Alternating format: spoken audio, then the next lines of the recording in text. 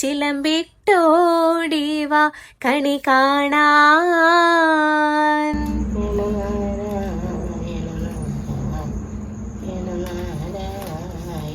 ഹരേ കൃഷ്ണ. എല്ലാവർക്കും വിഷു ആശംസകൾ. ഈ വീഡിയോയുടെ ആദ്യത്തെ 1 മിനിറ്റ് അത് വിഷുക്കണി സെറ്റ് ചെയ്യാൻ വേണ്ടി ഓടിയെത്തിയ ആളുകളില്ലേ, അവർക്ക് വേണ്ടിയിട്ടാട്ടോ. ബാക്കിയുള്ള ഭാഗത്തിൽ എല്ലാം വിശദീകരിച്ച് പറഞ്ഞിട്ടുണ്ട്. അപ്പൊ നമുക്ക് വീഡിയോയിലേക്ക് പോയാലോ. പരമ്പരാഗതമായി തറയിലാണ് നമ്മൾ വിഷുക്കണി ഒരുക്കാറ്. തറയിൽ വെള്ളമുണ്ട് വിരിച്ച് അതിന്റെ മുകളിൽ ഒരു ഓട്ടുരുളി വെക്കണം. ഓട്ടുരുളി ഇല്ലെങ്കിൽ ബ്രാസോ ചെമ്പോ ഉപയോഗിക്കാം. ഉരുളിയിൽ ആദ്യം ഇടേണ്ടത് നെല്ലാണ്, പിന്നെ അരിയിടാം. ശേഷം സ്വർണ്ണ നിറമുള്ള കണിവെള്ളരി, സ്വർണ്ണ നിറമുള്ള കണിക്കൊന്ന, പിന്നെ ഫലങ്ങൾ: പഴം കൃഷ്ണന്, മാമ്പഴം മുരുകന്, ചക്ക ഗണപതിക്ക് എന്നിങ്ങനെ എല്ലാ ഫലങ്ങളും വെച്ചു കൊടുക്കാം. പിന്നെ അലക്കി ഒരു കോടിമുണ്ട് വെച്ചു കൊടുക്കാം. അതിനുശേഷമാണ് കൃഷ്ണ വിഗ്രഹം നടുക്കായിട്ട് വെക്കേണ്ടത്. അതിലേക്ക് വിഷുവിനായി ഉണ്ടാക്കിയ അപ്പവും വെച്ചു കൊടുക്കാം. പിന്നെ കണി കാണാൻ നേരം ഒരു നാളികേരം 2ആയി പകുത്തു വെച്ചതും നിലവിളക്ക് കത്തിച്ച് കിണ്ടിയിൽ വെള്ളം നിറച്ച് വെച്ചാൽ നമ്മുടെ വിഷുക്കണി ഇവിടെ തയ്യാറായിട്ടുണ്ട്.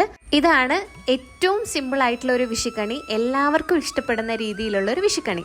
പക്ഷേ ഇപ്പൊ കാലം മാറിയപ്പം വിഷുക്കണിയുടെ വരെ കോലം മാറിയിട്ടുണ്ടെന്നാണ് അമ്മ പറയുന്നത്. അതുകൊണ്ട് തന്നെ എല്ലാവരും അവരവരുടെ വിഷുക്കണി ഏറ്റവും ഭംഗിയായിട്ട് അലങ്കരിക്കുന്നുണ്ട്. ഞാൻ ഈ വീഡിയോയുടെ ആദ്യ ഭാഗത്ത് പറഞ്ഞത് വളരെ സിമ്പിളായിട്ട് വെക്കാവുന്ന ഒരു വിഷുക്കണിയാണ്. ഇനി ബാക്കിയുള്ള ഭാഗം ഞാൻ എന്നാൽ കഴിയുന്ന വിധത്തിൽ അലങ്കരിച്ചിട്ടുള്ളതാണ്.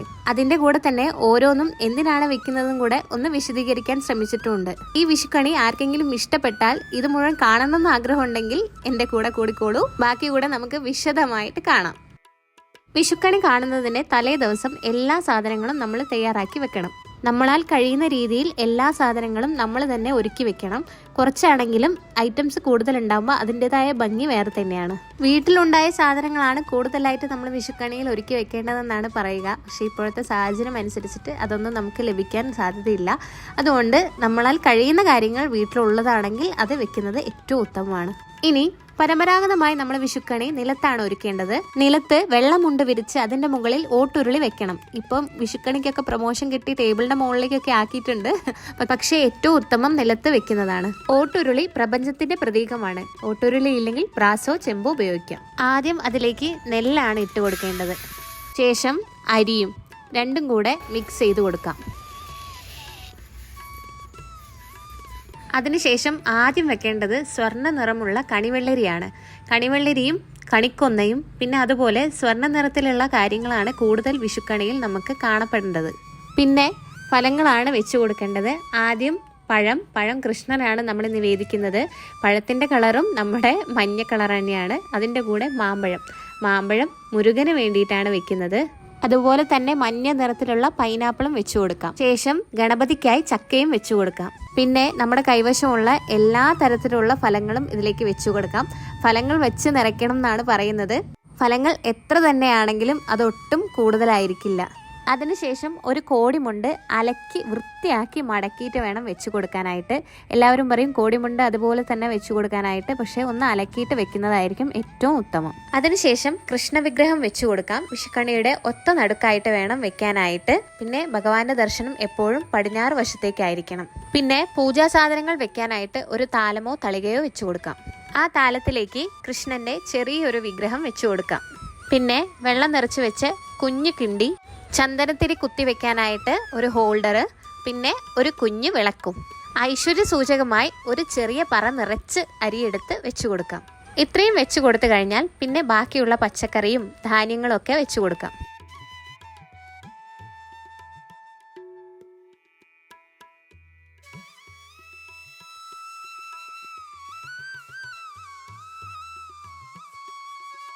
ഇനി ധാന്യങ്ങളെല്ലാം ഇങ്ങനെ നിറയെ വെച്ചു കൊടുക്കണം. ചെറിയ പാത്രത്തിൽ നിറച്ചും എടുത്ത് വെച്ചു കൊടുക്കണം. ഇതൊക്കെ ഐശ്വര്യത്തിന്റെ പ്രതീകമായിട്ടാണ് നമ്മൾ വെക്കുന്നത്. ഇതിന്റെ കൂടെ വിത്തുകൾ വെക്കുന്നതും അത്യുത്തമമാണ്. പിന്നെ അതിലേക്ക് വിഷ്ണു ഭഗവാന് ഇഷ്ടപ്പെട്ട പുഷ്പമായ ശ്രീപത്മവും കൂടെ വെച്ചു കൊടുക്കാം. ഞങ്ങളുടെ കയ്യിൽ ശരിക്കുള്ള താമര ഇല്ലാത്തത് കൊണ്ടാണ് ഈ ഒരു പ്ലാസ്റ്റിക്കിൻ്റെത് വെച്ചു കൊടുക്കുന്നത്, കാണാൻ ഒരു ഭംഗിക്ക് വേണ്ടി മാത്രം. ഇനി വിഷുക്കണിയുടെ ഫലം അറിയാനായിട്ട് വെറ്റിലയും സ്വർണ്ണ നാണയങ്ങളുമാണ് വെച്ചു കൊടുക്കേണ്ടത്. നിങ്ങൾക്ക് എന്താണോ കയ്യിലുള്ളത് ആ ഒരു കാര്യമാണ് അവിടെ വെച്ചു കൊടുക്കേണ്ടത്. ആലിലക്കണ്ണന്റെ ഒരു ചെറിയ രൂപവും കൂടെ ഞങ്ങൾ അതിൽ വെച്ചു കൊടുക്കുന്നുണ്ട്. പിന്നെ വിഷുക്കണിയിൽ ഏറ്റവും കൂടുതൽ പ്രാധാന്യമുള്ള ആറന്മുള വാൽക്കണ്ണാടി കൂടെ വെച്ചു കൊടുക്കാം. വാൽക്കണ്ണാടി ഭഗവതി സങ്കല്പമാണ്. പൊതുവെ മലബാർ ഏരിയകളിൽ ഈ തിരുവുടയാട സങ്കല്പമില്ല. പക്ഷേ എൻ്റെ അനിയത്തി വീട്ടിലുണ്ടാക്കിയ ഒരു തിരുവുടയാടയാണ് വെച്ചു കൊടുക്കുന്നത്. ശരിക്കും വാൽക്കണ്ണാടി എന്ന് പറയുന്നത് ഭഗവതിയുടെ ഒരു സങ്കല്പമാണ്. അതിൻ്റെ വസ്ത്രമായിട്ടാണ് ഈ ഒരു തിരുവുടയാട കണക്കാക്കുന്നത്.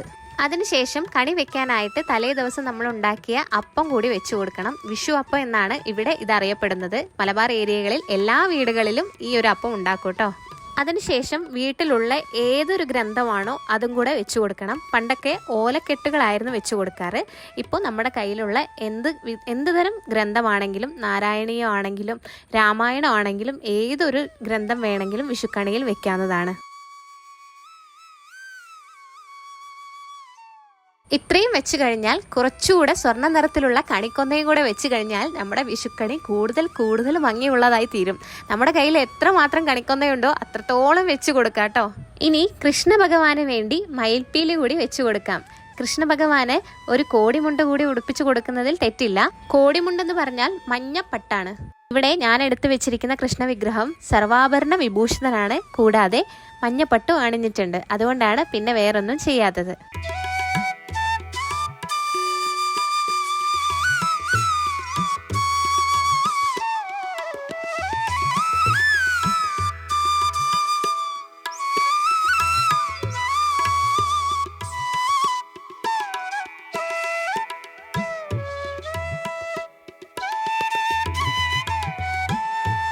അങ്ങനെ ഇതെല്ലാം തലേ ദിവസം സെറ്റാക്കി വെച്ചു. പിറ്റേ ദിവസം ആയിട്ടുണ്ട്. അമ്മ രാവിലെ തന്നെ എഴുന്നേറ്റ് ഒരു നാളികേരം പൊട്ടിച്ച് രണ്ടായി പകുത്ത് കണിയുടെ മുകളിലായിട്ട് വെച്ച് കൊടുക്കുന്നുണ്ട്. അതിൻ്റെ മുകളിലായിട്ട് ഒരു സ്വർണ്ണ മാലയും കൂടെ വെക്കുന്നുണ്ട്. സ്വർണവും നമ്മുടെ ഐശ്വര്യത്തിൻ്റെ പ്രതീകമായിട്ടാണ് വിഷുക്കണിയുടെ മുകളിൽ വെച്ച് കൊടുക്കുന്നത്.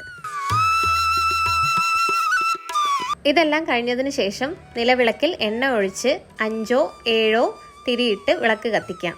വിളക്ക് കത്തിക്കുന്നതിന് മുൻപായി കിണ്ടിയിൽ വെള്ളം നിറച്ച് വെക്കാൻ മറക്കരുതേ.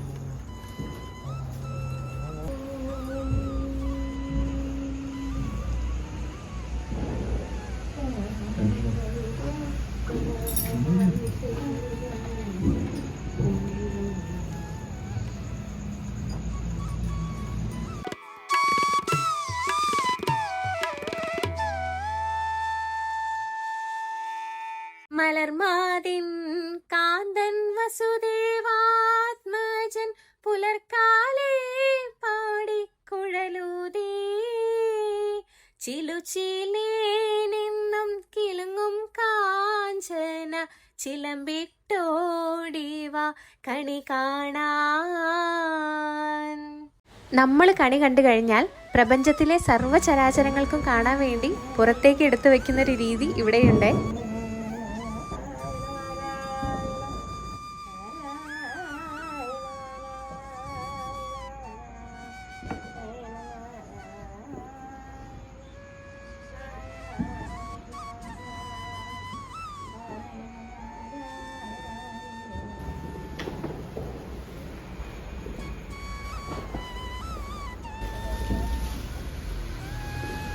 ഞങ്ങൾ ഒരുക്കിയ വിഷുക്കണിയും എൻ്റെ പാട്ടും എല്ലാവർക്കും ഇഷ്ടപ്പെട്ടെന്ന് കരുതുന്നു. നിങ്ങളുടെ അഭിപ്രായങ്ങൾ കമൻറ്റ് ബോക്സിൽ അറിയിക്കാൻ മറക്കരുത്. അമ്മ ഇപ്പോൾ വിഷുഫലം നോക്കുന്ന തിരക്കിലാണ്. അപ്പോൾ എല്ലാവർക്കും ഒരിക്കൽ കൂടെ വിഷു ആശംസകൾ. ചിലമ്പിട്ടോടിവ കണി കാണാൻ.